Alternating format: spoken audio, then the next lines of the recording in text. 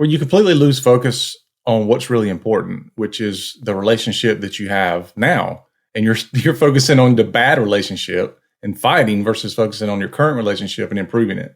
And where your focus goes, that's what grows. Yep. Yeah. And then people wonder why they're not happy and why their blended family isn't running smoothly. And that's why, because like you said, if you're focusing on everything that's wrong, how can you be happy? You got to start focusing on what's right, what's going smoothly, even if everything's not perfect. You're listening to the Nacho Kids Podcast, where we discuss all things step family related. Real stories, real people, real help. Your hosts are the creators of the Nacho Kids Method and the Nacho Kids Academy Step Family Coaching Team, Lori and David Sims. You know, a lot of our guests have proven that people do make it past 10 years. Some have even been 20 years. Mm-hmm. Yeah. We're knocking on 10 years. Probably by the time this gets released, it'll be 10 years. Yeah, maybe. Coming up. What do you mean maybe? Where are you going? I mean, depending on when we release it. That's right. So just remember, if you feel like throwing in the towel, hang in there. It's doable. Join the Nacho Kids Academy. Let us help you find the better way to better your blend. Yeah. Well, don't get hung up on the fallacy that when they turn 18, that the step kids will be gone and things will be so much better and all that. They're still your spouse's kids. It's so funny you mention that. Why is that funny? Because that's what we talk about in this interview. How about that? Yeah, because I know you didn't remember. No, you're right. One of the big issues that is discussed in the Facebook groups or the academy even is, when will the stepkid move out? And we see a lot of people that have this timer on their phone for when the stepkid turns 18. And a lot of people think that's because of child support. Not necessarily. A lot of the people think that once these stepkids turn 18, that they will move out of the home. And I want to talk about that for a second. It was easy for me to think that David's kids needed to leave when they were 18. But as my sweet little baby approaches 15, I don't want him to leave. I'm ready for him to go. I got my timer going. You and I never, I'm going to knock you out. You and I never really discussed that the kids would be gone when they're 18 or. No, I think we discussed the limit. Like they need to be out by whatever. We didn't talk about 18. I don't remember a time we talked about 18. I remember we asked the kids and one of them said, at least by the time you're 23. Yeah, something like that. I think, I don't even remember what it was now, but I think my deadline was 24 or something, maybe. Might have been 23. Yeah. Something like that. I just kind of had this thing where, once you're 18, you can stay here. But you're going to contribute. Yeah. You're not just going to stay here for free at that point. And, but by 23, whatever it was, I can't remember what I picked now, but whatever that is, you're going to be out by then. Because at that point, I think you've had enough time to go to school, save some money. Because I don't want the kids to start out in debt, not having any money and then having to borrow for everything. Because once you start down that path, you may never get out of it. Well, I don't know about in other areas, but things have changed dramatically with the housing market here. The smaller homes that used to sell for, $120,000 that were starter homes, they're now closer to $200,000. Oh, yeah. Yeah, the property values are crazy right now. Well, I think a lot of that's because the builders aren't building the smaller homes right now. And once they start building them again, those values will drop a little bit. Yeah. Well, the other part, too, is the kids often, maybe our generation did it. I'm not sure. I don't really recall it being this way. But kids now, they're being brought up a lot of times in, bigger, nicer homes because, face it, your family takes 20 years or so to get to that point where they can afford those things. And kids are kind of jumping out there going, well, I want to start out that way. And so they're trying to start out in the same thing that it took their parents an entire generation to be able to afford. And I think that's a bad way to start out. Now, of course, having said that, one of my kids is starting out in his first place. He's renting it, and it's, let's just say... less than appealing. Yeah. It's within his budget. We'll just say it that way. and he doesn't have a lot of budget. He could double that and it be in his budget. He could, but yeah. But he's ecstatic. So that's what we're going with. He's happy. That's all that matters. Yeah. And it's his first step. So I understand taking a small step first. It's, let me get my toes in a little bit, make sure. But that's not how he's looking at it. He said he will live there forever. I know, but this is a young kids. Forever means, this is the 6 same, months. Yeah. This is the same kid that I swear, if I wouldn't have known better, I would have thought he was a result of Woodstock.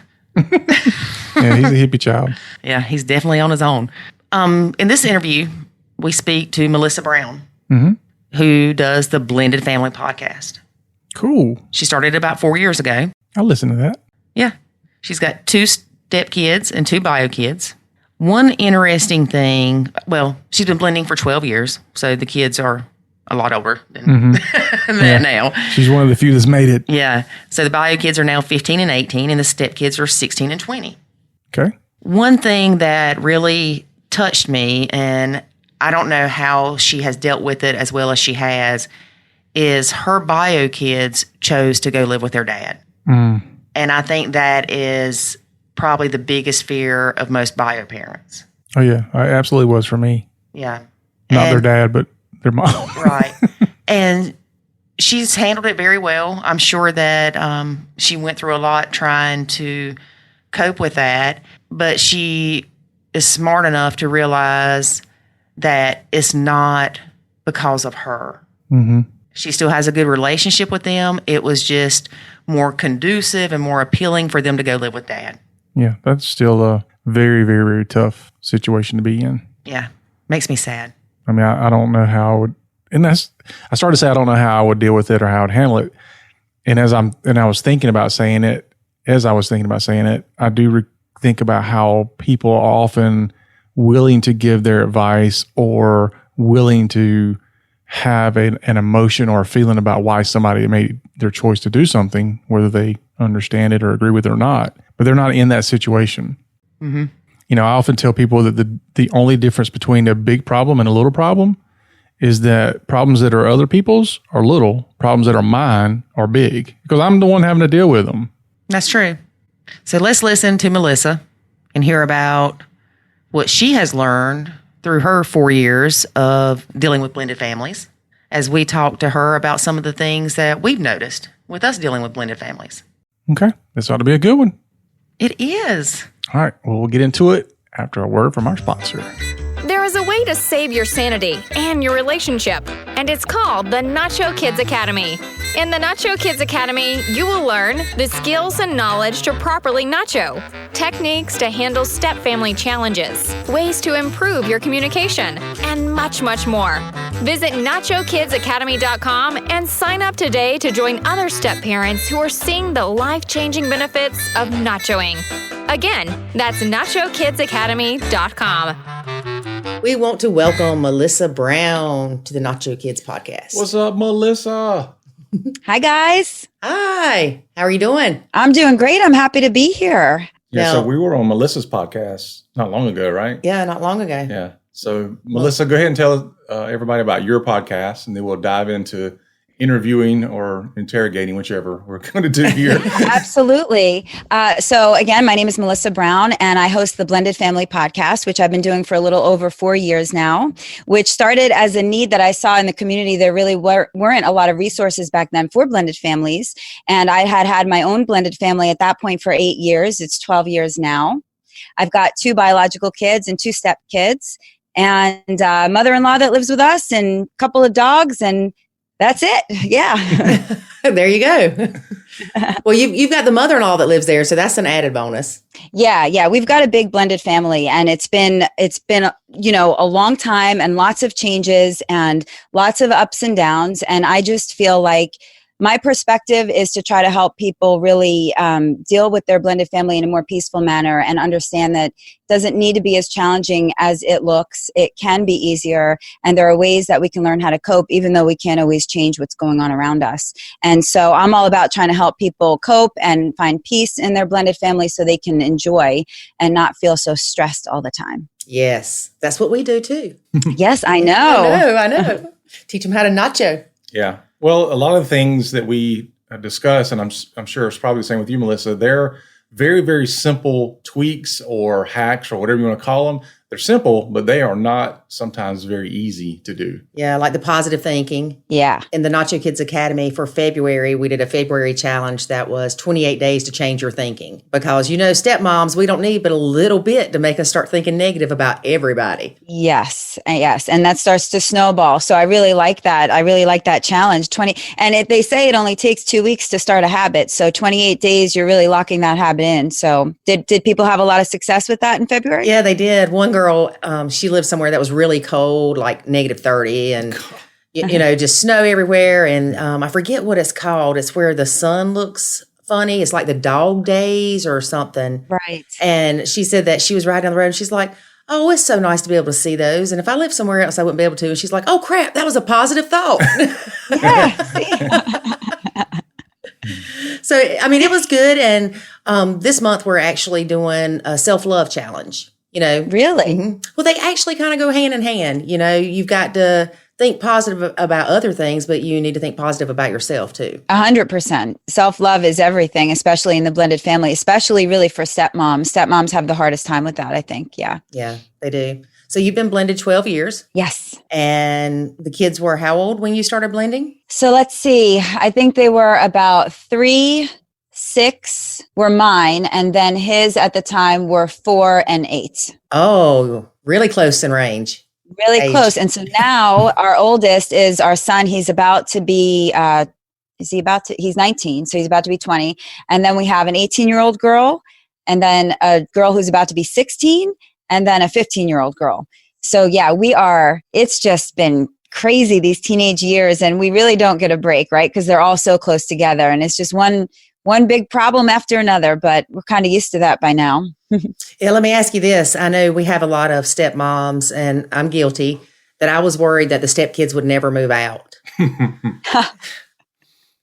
Yeah, well, these days we're kind of looking around at, I don't know what happened with our generation of parenting. And, I know it's not all of our fault, but I'm noticing a lot of kids not leaving the home anymore until they're older. It's everywhere you look around. When I was young, I wanted to move out when I was 18, but now these kids, they're not prepared for life. And I know it's not just our fault, right? It's the school system. It's everything. It's really life. Our kids can't even get jobs. I don't know about where you live, but here in Florida, you have to be like 18 before they will hire you. Yes. You are very lucky if you could find something at 16 or 17. And it's a miracle if you could find something at 15. So really, we want the kids to go out and work and become independent. But here, they're not even getting employed till they're 18. So how can we expect them to leave at 18, right? They haven't had a chance to save or to really prepare. And so that's very frustrating for us. And that's why I think that's part of the problem. I don't know when they're gonna go. Well, luckily where we are, all of David's kids were able to get jobs. What did Avery do? I know he did the bread thing for a little while, but That's a great question. We can't, our memories, I'm telling you. He did that, and then he went to work for another. I don't know exactly what he was doing, but it was another. Oh company. yeah, I remember that. So one of them went to work wherever we can't remember, or kind of can remember, and then 3 of them worked at fast food restaurants. Right. And luckily, because they had to pay for their own car insurance. Yeah. Yeah, it's hard here. They cannot, it's very hard to find them a job. They are coddled. It's like, oh, they can't work here because they can't use an oven, or they can't be around these chemicals. It's crazy. It's crazy. And so that's what we're up against right now, trying to so I have one of the kids working for us, with the cleaning company right now, because she's a little bit older, but she still can't find a job that she likes, and so on and so on. But yeah, teaching them independence at this age is crazy, because I feel like the world is fighting against us, Yeah, you're right. David and I have talked about this several times, how when we were, or when we were getting ready to turn 18, we were ready to move out. We were looking forward to being an adult, and we didn't feel like we weren't prepared. And Right. we've noticed with one of his children, he told him, he said, I'm scared. I don't know what I want to do next. And, not that we knew what we wanted to do, but it was, we knew we were going to get out and go to college, or we were going to get out and get a job. It was just, It was almost a given when we were growing up that when you turn 18, you're gone. Yeah. You just didn't have any fear. Don't you think, though, that it's a little bit more in the blended family situation that makes it more difficult for children to become independent because they are bouncing back from home to home, and maybe because of that there are less responsibilities, maybe less chores because they are bouncing around? And so that's my opinion. I just feel like it's a little bit harder to establish some structure and discipline around that stuff when they're going from home to home. Do you guys feel that way too? Definitely. Yeah. I know, we've talked about it before, and I'm sure that you've talked about it, the guilty parent syndrome, or people refer to it as guilty dad syndrome. I don't know why not guilty mom syndrome, but David calls it GPS for guilty parent syndrome. And so, you may have a situation where the bio mom has no rules, no responsibilities, and then they go to the dad's house and he's got guilty parent syndrome. So he's not even as strict or as disciplined, or I don't have as many expectations for the kids as he would if he was in a nuclear family. Yeah, absolutely. That happens all the time. My husband struggles with that. He's getting a little bit better now because the kids, he never had them. And now that they moved in at the beginning, initially he felt very guilty for previous years where he wasn't there like he wanted to be. And so then it affected what he was doing now, what he is doing now. But he's working on that now that they've been here for a while and he's starting to understand some of their ways. It's changing a little bit, but 100%, I've watched that with him every day for the last couple of years. I'm guilty of it too, which is interesting because I have my son 90% of the time, if not a little bit more. He's only gone every other weekend and a few weeks here and there, but I'm still guilty of it. Yeah. A lot of mine is the fear of you don't want your kid to want to live with the other parent. You don't want them to go, I'm leaving. As you know, that happened to me twice. That happened to me with both of my daughters. And that was very painful for me. And for a while, I didn't want to talk about it because there's an element of shame around that, right? When your kids leave. And it took me a lot of self-work to really understand that it had nothing to do with me personally as their mother and that they love me, that it was just what they knew would be different over there. The rules would be different, more conducive to a 13-year-old girl. Mm-hmm. And that's why they did it. And I knew that. But at the time, it was very difficult and challenging to go through as a mother when you say, gosh, both of my children wanted to move out at 13, yet we have this great relationship, so it's difficult, but it actually improved our relationship later on. But if I didn't understand that, if I didn't really understand that it wasn't about me, then it might have damaged our relationship, I think. Oh, and definitely it could have damaged you. Yeah. Yeah. 100%. Yeah. I mean, I can see that happening easily. David had his kids 50-50 pretty much there towards the last 8 years or so. And the closer they got to being 18 and graduating school, you could almost see the panic in his face of, I've only got so many years. I've only got so many days. And really, those years and days were cut in half because of the divorce, and that just adds more to it. Yeah. Yeah.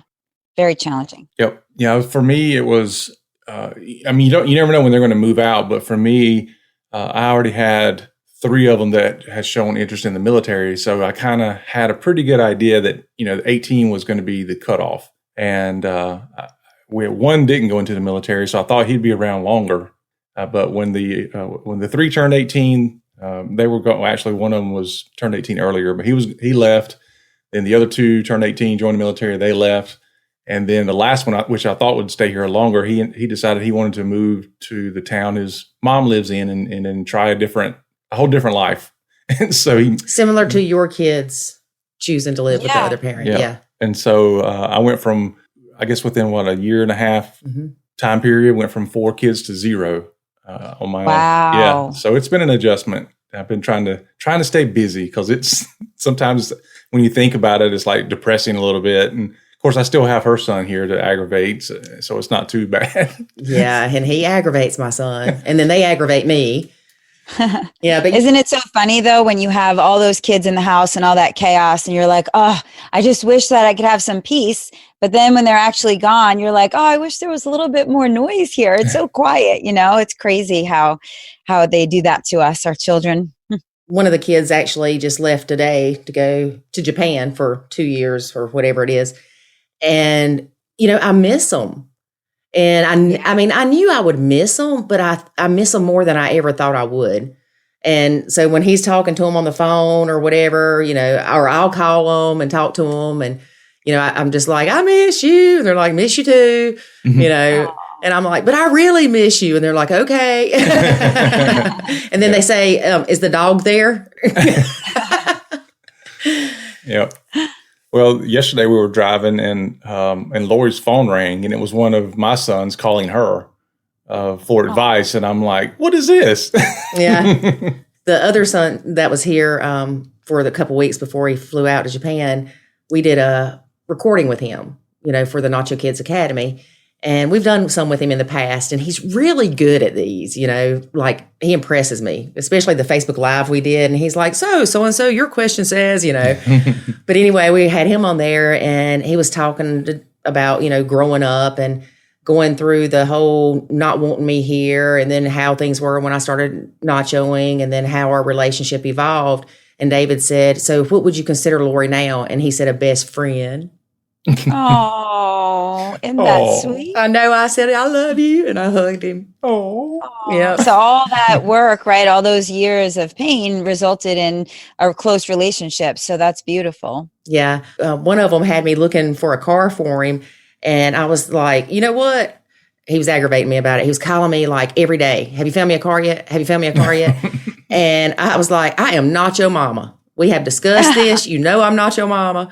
And then I was like, I'll help you, because at that point, you've bonded with them and you want to help them, and they know to be appreciative because they've seen that you don't have to do anything for them. That's right. And they know that you honestly care about them. You're not just being a mean evil mother.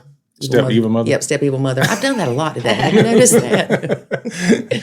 So, Melissa, since you do talk to people about the problems, let's dive into a little bit of the similarities that we see and what you see, because I think it's important when people are struggling to when they find that first kind of, oh my gosh, other people are struggling with this too. I'm not the only one. That's the first big relief that we see people have. And then, they start finding other people that are having the similar problems and getting help.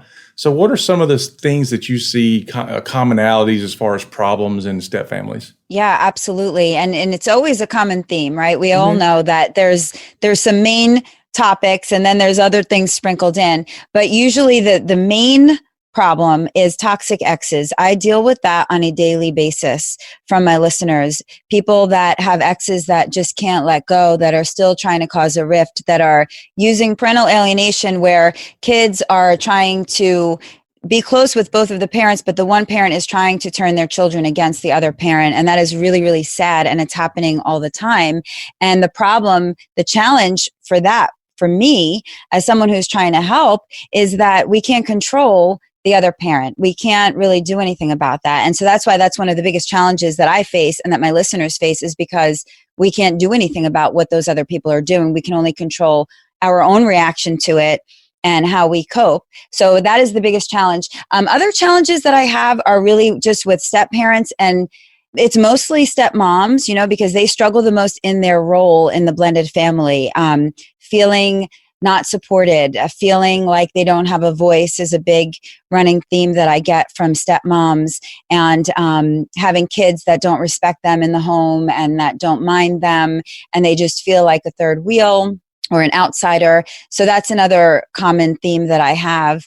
And then, of course, just getting a family to blend peacefully is really, really challenging for a lot of people, especially in the beginning. There's a lot of different personalities. And just because the mom and dad fall in love doesn't mean that the children wanted it or expected it. And now everyone is expected to have this nice, happy family. And it's just not always the way that we think it's going to go. A lot of times it just goes awry, and then people get really upset and they think everything's a failure, and it's not. It's just normal for these challenges to come up. And it's just how we deal with them, really. Yeah, it is. And it's how one of the biggest things that we try to stress to people is you can't control the ex. You can't control, what they say to your kids. You don't have any control over that. And then sometimes you don't even have control of when the ex is going to say, hey, I'm going to send the kid to you this weekend because I've got plans.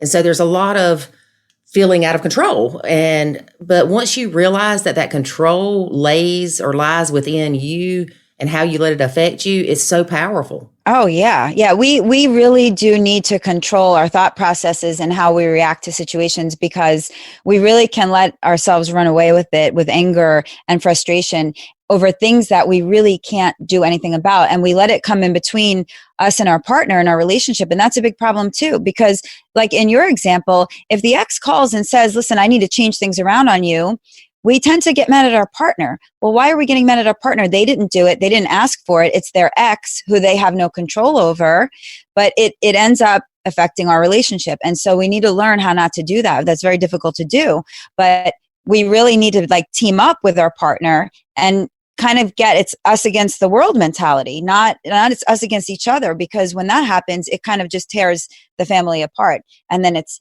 yours and mine and everything like that. And so what we try to do is we try to stay a team, and no matter what our exes throw at us or what our kids throw at us, we try to make sure that we're united and we're strong together so that we can deal with those challenges, because exes and kids have a funny way of just getting right in between your relationship and really driving a wedge. Yeah, absolutely.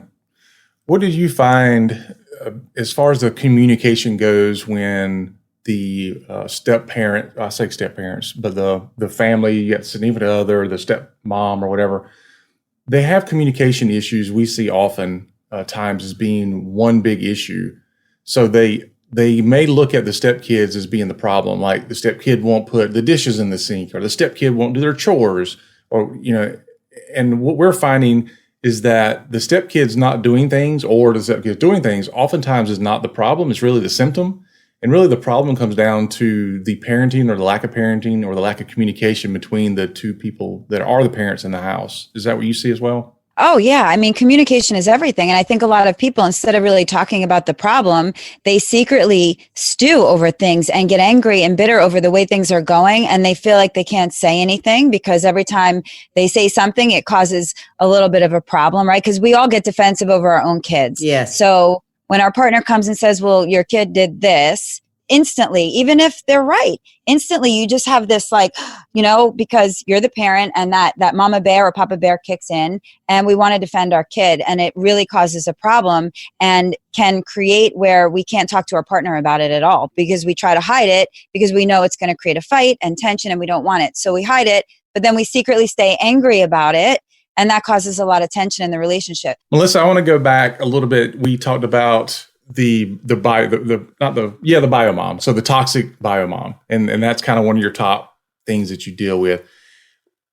We had a previous episode where we were really talking about that a little bit in depth because that was kind of the person's really number one struggle, kind of as you alluded to. So what do you see as being some of the best ways to handle those toxic biomom situations? Yeah. So I think definitely the first thing you need to do is not engage, because that's what they want. They want you to engage. They want the reaction out of you. They want to cause problems and frustration. That's what they're living for, especially if it's a narcissistic person. You're never going to be able to fight against that. And a lot of people don't like my method because my method kind of almost looks like it's like, well, back down. And that's not really of being like, oh, you have to back down because you're weak. It's more back down because the toxic biomom isn't going to back down. And if you both escalate it, it's never going to stop and it's going to cause a vicious cycle. And so people don't fight with people that don't fight back. They will try initially. And when they see that they're not getting that reaction, they're going to then back down themselves. That's just what I've seen. And that's what I believe. And so the first thing I say is just don't engage. And they're going to try to push the buttons. They're going to try to do everything they can, and it's going to get worse before it gets better. And then what they're going to do is they're going to use the kids against you. And that is the most painful thing that a toxic, and it doesn't even have to be a toxic mom. It could be a toxic dad too, but any toxic parent is going to use the kids, and it's wrong. And we're told not to do it, but toxic parents don't care about what's right or wrong. They only care about themselves, and they don't care if they hurt their kids. And so yeah, don't engage, disengage immediately. And I would not have any conversations. I would have everything over text or email. So that way you can show that to the lawyer if you need to, but people have a tendency to not get too crazy over email, right? Because they know that there's proof of what they're saying and doing. Yeah. And so, yeah. So that's what I would say there. And minimize the contact as much as you can.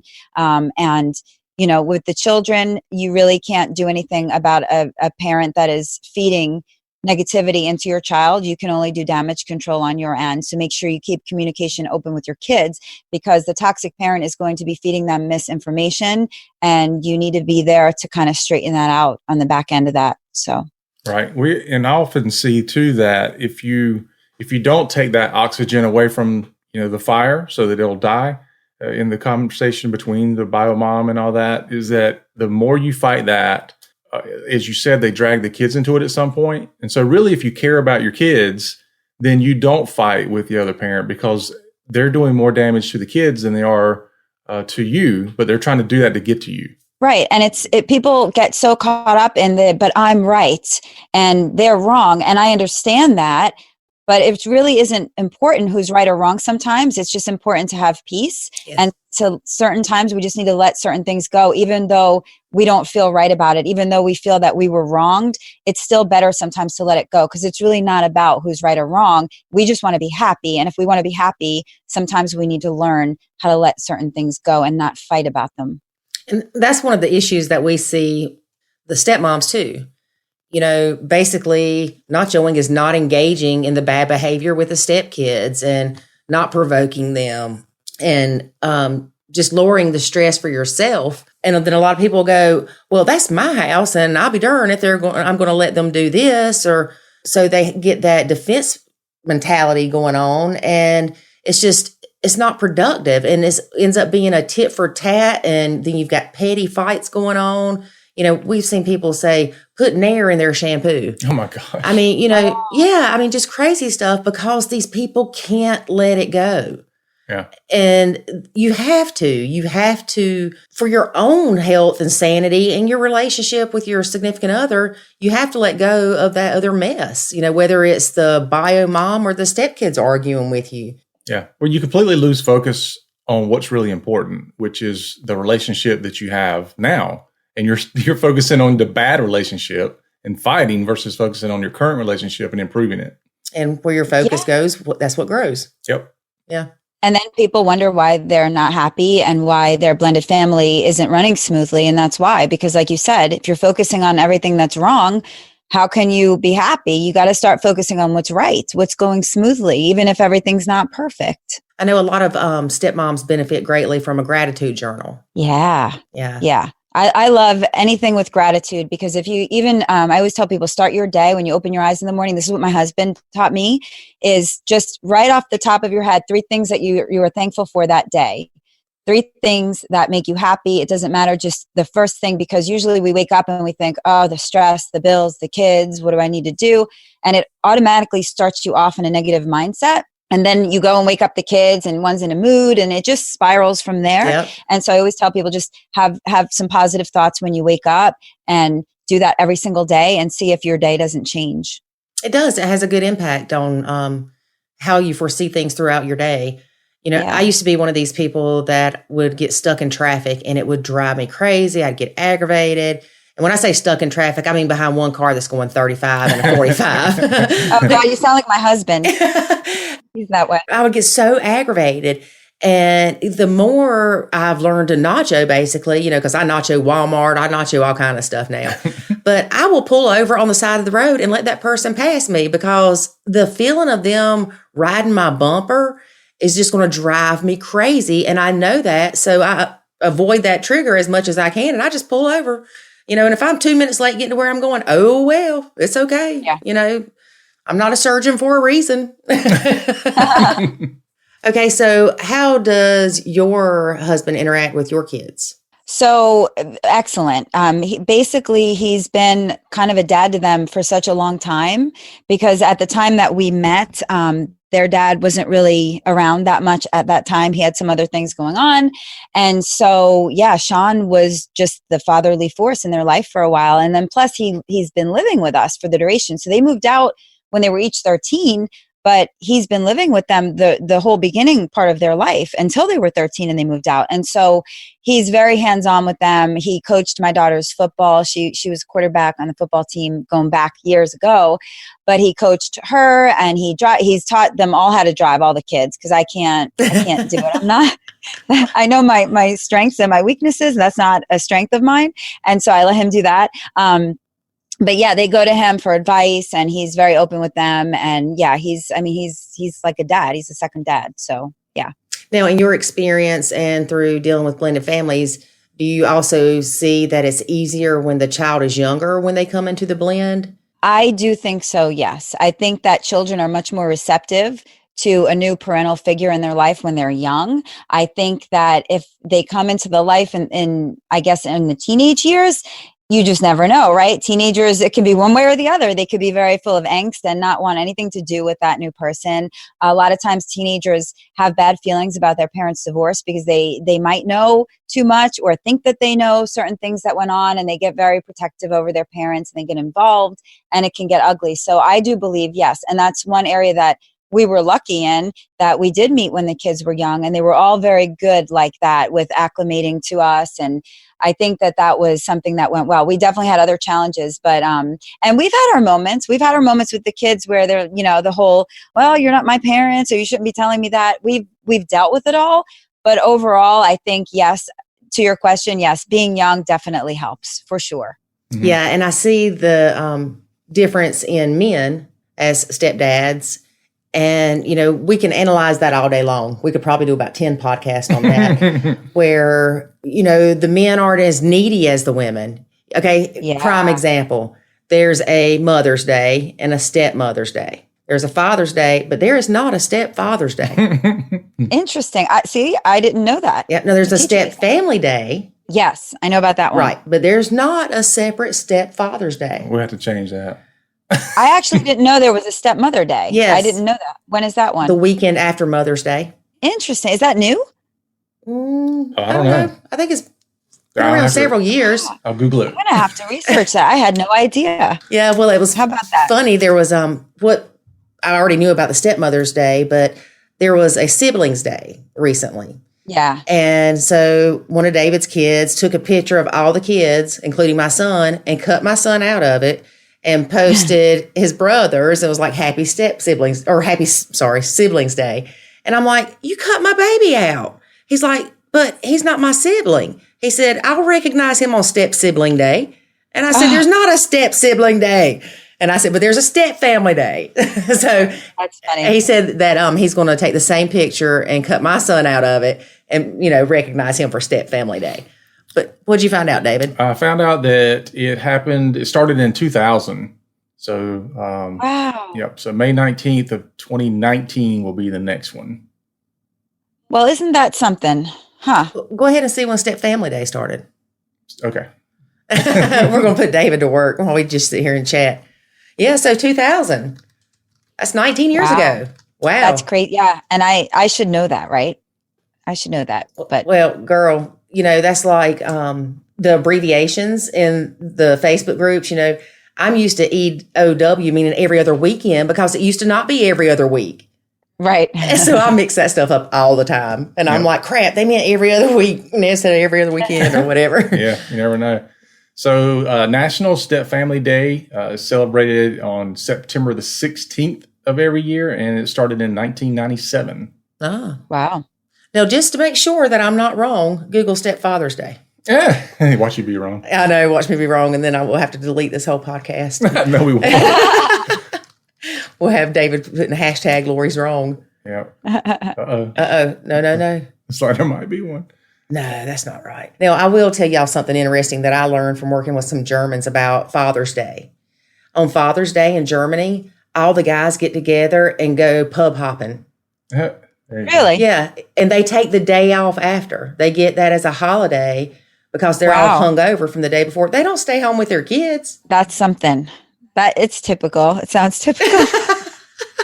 Yeah, it does. You can't find anything, can you? No. In my quick 30-second Google search, I'm not seeing anything. Yeah, if you look up Stepfather's Day, the thing that comes up is National Stepfamily Day. Yeah. They need to do something about that, though, because that's not right. Stepfathers are just as important as stepmothers. Yeah, equal opportunity. Yeah.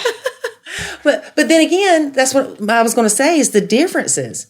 Women, yeah, that's true. Oh, I didn't get recognized on Mother's Day, and I take care of these kids. Here I go with my accent again. I take care of these kids better than their mom does, and nobody appreciates me. And I wrote a blog about this the other day, and I was like, create your own happiness. Go buy yourself something. That's what I do. Yeah. What do you mean that's what you do? Oh, wait a minute. But, I don't care if it's Easter or Valentine's Day or Stepmother's Day or Mother's Day. Women get so riled up over not being acknowledged on these days as a person. And it's sad because the majority of them are Hallmark days. Right. That's funny. Right. It is. I mean, it's a big topic, and then, oh Lord, let's talk about Christmas, where the kids are going back and forth and everybody's crazy. And yeah, well, for the dads or stepdads that are listening, though, that is something to keep in mind, is that your significant other, she does crave recognition. And so one thing you can do is make those days special for her. And if it's not going to be Mother's Day, then make sure that it is Stepmother's Day. Let her know, look, Stepmother's Day is next Sunday, and we're going to absolutely celebrate you. And we want it to be on your own day so that everybody's focused on you. Mm-hmm.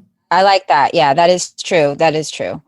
Because sometimes stepmoms get mixed in with Mother's Day, and we do get neglected because children usually are with their biological mother, and the stepmother does get a little bit pushed to the side sometimes on Mother's Day. And I think if you're a bio mom already, it's probably less noticeable. But if you are a childless stepmom, as they call it, that would probably be very painful on Mother's Day to not be recognized, I'm sure. Especially if the stepmom has to ride with her significant other to drop off the stepkid to the mom, and it's a 2-hour ride. So 4 hours of her day, she's put out because she's got to go recognize Mother's Day for this kid. And she just gets all upset and ends up crying in the corner. And I'm like, go buy some ice cream and get a pedicure.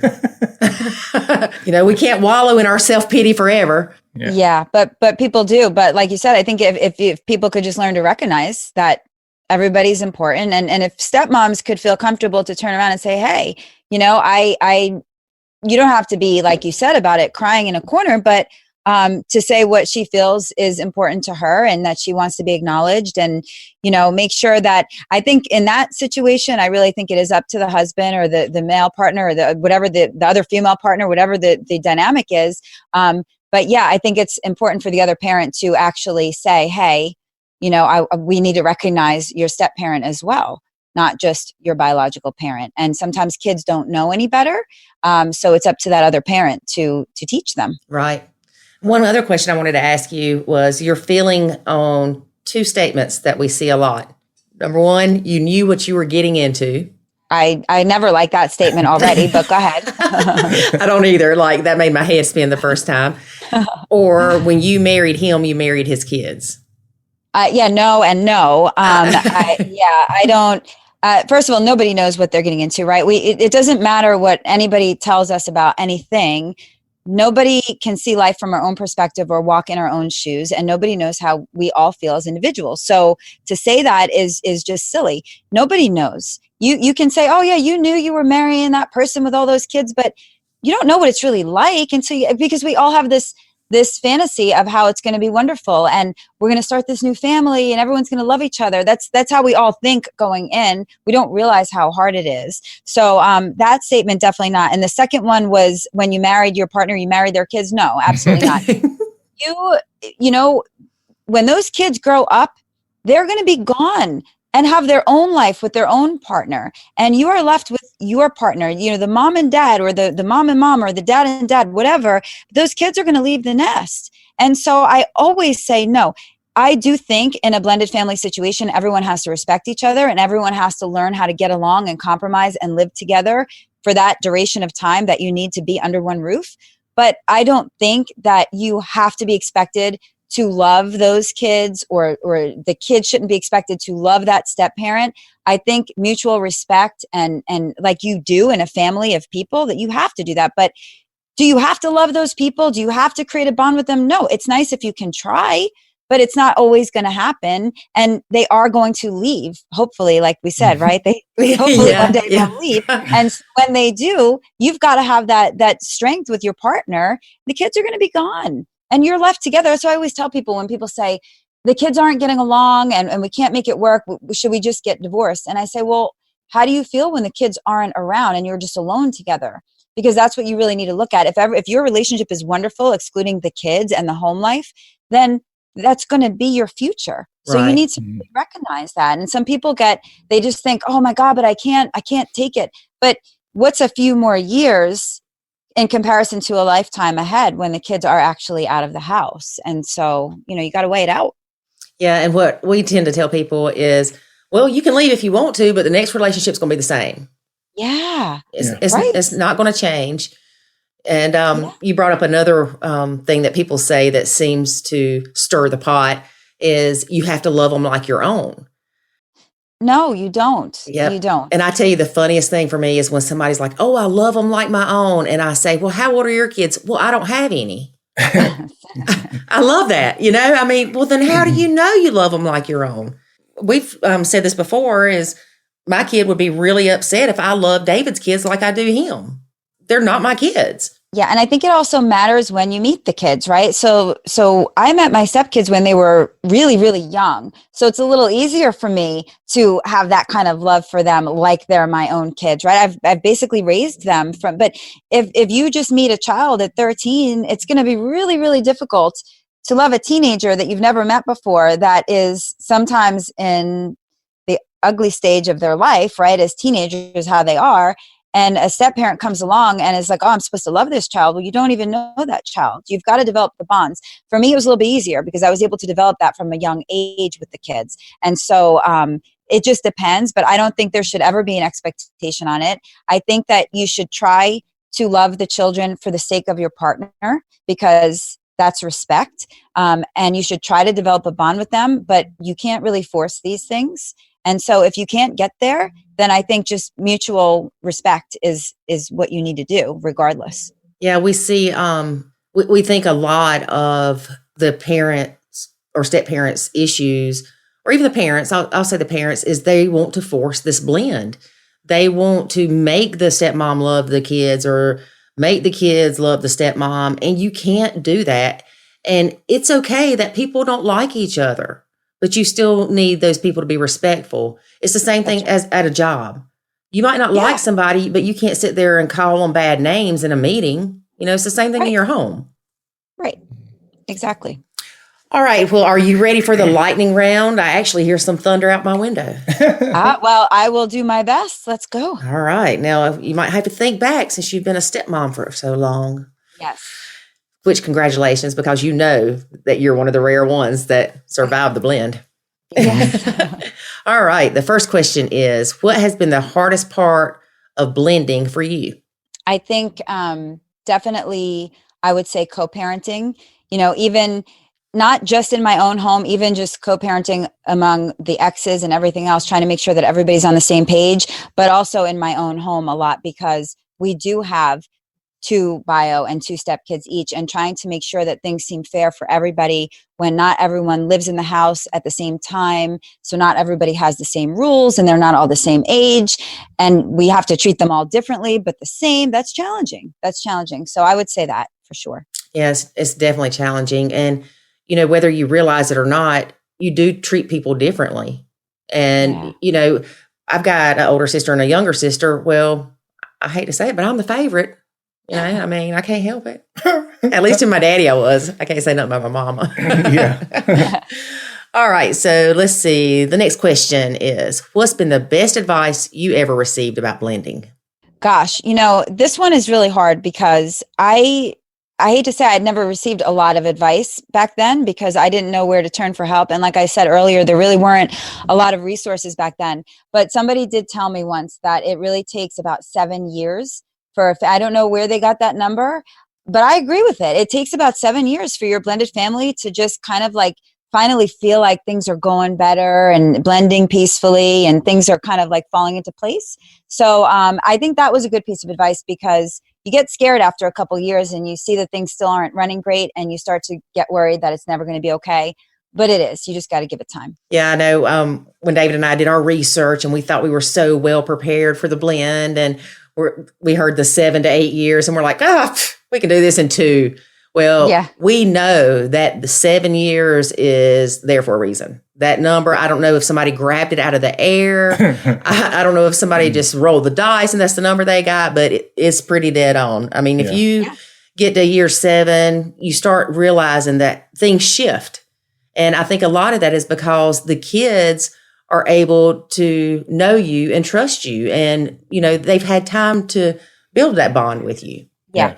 Well, the interesting thing about it is it does the opposite of a nuclear family. Like when you first get married on your first marriage, you have the honeymoon stage, everything's great, and then it gets harder.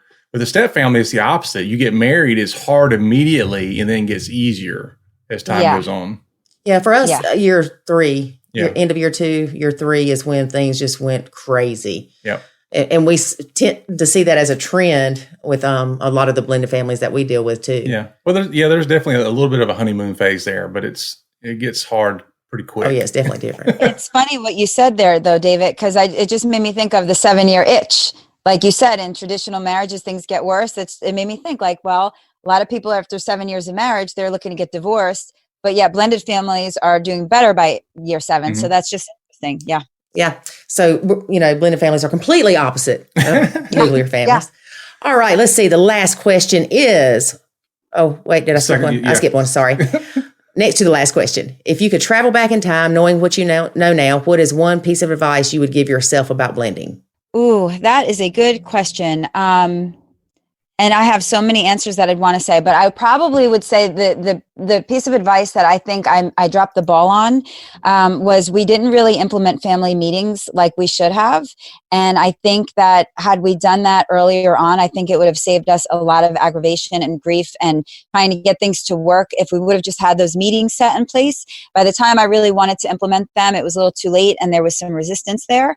And so I would definitely say as soon as possible, implement family meetings and some structure right away. Yeah, we agree. We didn't try that until things were hard and then they were bad. They were really bad. Yeah. And plus the meetings were always about what's going wrong. And so, you set the tone for family meetings to be bad things. And that was the wrong way to do it too. Yeah. And that's right. Somebody gave me some advice once, somebody who specializes in family meetings. And she said she started out her family meetings with just positive, only going over some positive things initially, and then starting to implement some other things. And I think that is definitely the trick. Yes, that is definitely a good trick. All right. Last question. Yes. What is one thing you would tell others who are facing the same challenges in the blend that you have, or since you deal with blended families that you've experienced? Your best piece. Come on, your best piece of advice. Listen to the podcast.